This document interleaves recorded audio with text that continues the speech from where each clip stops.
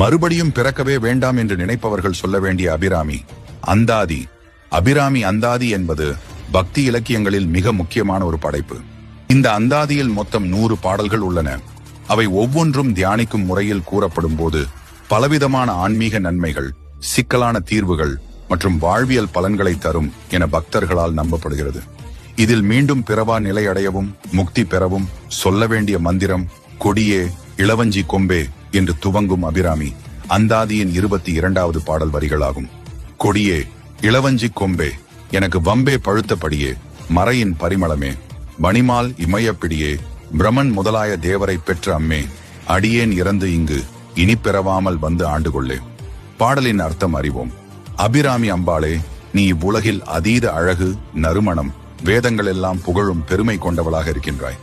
இந்த அடியேன் பிறவி பிணியிலிருந்து மீண்டு இனி பிறவாமல் நின்னருளால் ஆண்டப்பட விரும்புகிறேன். எனவே தயை செய்து என்னை ஆண்டருள வேண்டும். இது பக்தியின் உச்ச விழிப்பை சொல்லும் பாடலாகும்.